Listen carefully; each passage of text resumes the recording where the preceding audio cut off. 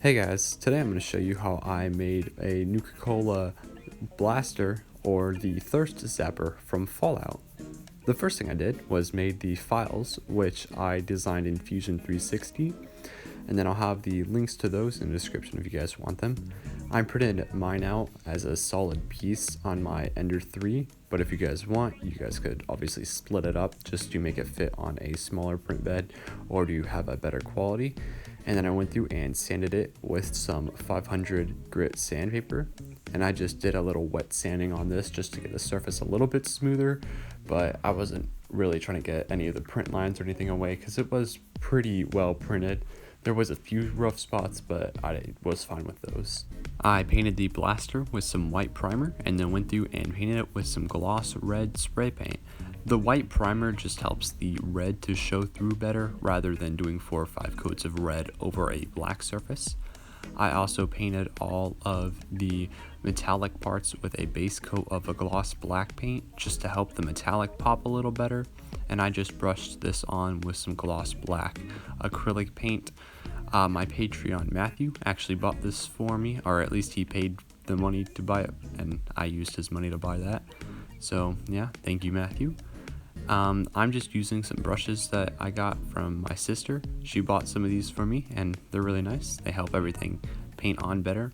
I do advise that you guys get good brushes if you guys are trying to avoid paint strokes or something, because they really do help avoid paint strokes. They make it a lot smoother to paint rather than cheaper brushes from like the Dollar Tree or whatnot, because that's all I used to buy until she brought me these, and now I use these obviously. I used some white acrylic paint to paint the Nuka Cola label. On the model, I made the Nuka Cola part raised from the surface so that it was easier to paint rather than making a label or having to mask off the label, since I'm not very good at freehanding details or even just using masking tape to draw on details. Masking tape always escapes me, so I just made these details raised so that they were easier to paint for both you and me. And then I went through and used some gunmetal silver on all of these spots I painted black, just to give it the metallic look that it has. I am going to dry brush this in a little bit just to give it a little bit more of a metallic look, but I wanted the darker gunmetal look for this. I then mixed up a black wash of 50% water and 50% black paint. I'm just using a matte black acrylic paint, which I bought, and I just slathered this on everywhere. I did make sure to give the gun a coat of clear sealant over it so that none of the acrylic paint beneath it wipes away, though it probably would just end up looking like weathering.